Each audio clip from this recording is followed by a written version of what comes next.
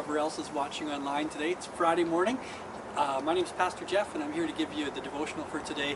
If you've been a regular here, you know that on Fridays, typically, our lead teacher for our preschool, Jen Frigstead, has been leading this time. Unfortunately, as you may have heard, our preschool is now completely shut down for the year, and so we're letting Jen have the rest of the summer off. And so I'm filling in here for Friday. We won't have a devotional on Saturdays now going forward. So thanks to all of you who have sent in some notes to Jen and to Jessica, just wishing the both of them a good summer. So thank you for that. And thank you directly, I think, to both Jen and to Jessica for all the work that you've done this past year in our preschool.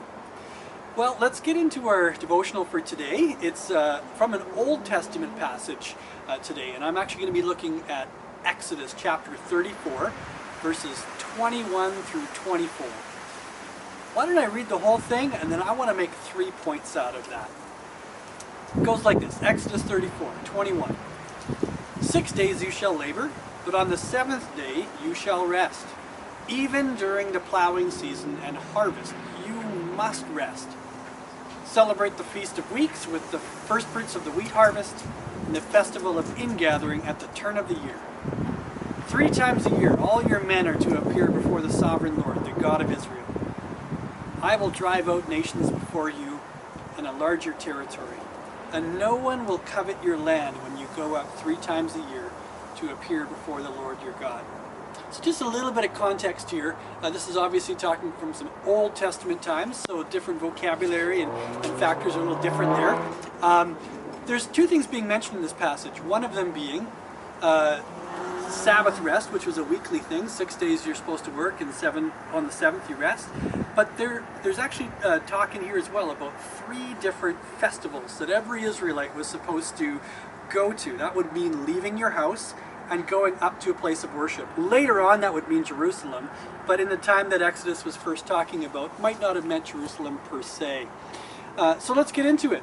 First thing that I want to pull out of here is the fact that we need to rest, even and perhaps especially when the work is hard.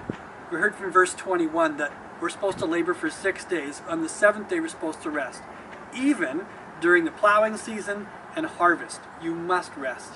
Obviously this was written for an agricultural audience, but for us we need to rest too, even when we're working really hard. I know that many of you, if you are working in this time, you're working really hard.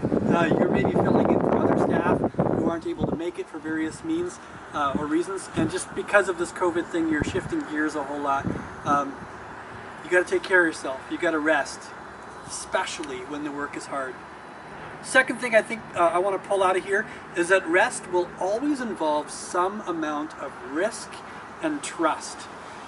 When you skip down near the end of this particular passage, and God here is talking more about the festivals that people need to go up to, he mentions that as a promise that no one will covet your land when you go up 3 times a year to appear before the Lord your God. Just imagine the trust that these people would have had to put into God to leave their homesteads, their farms, and travel great distance to go and worship with other people for these festivals 3 times a year.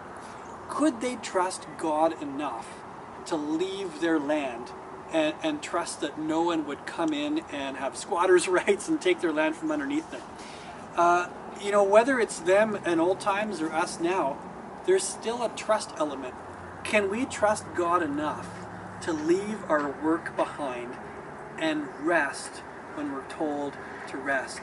I think for a lot of us, that's why we don't take off enough days off. We have a hard time trusting God and leaving the work into His care.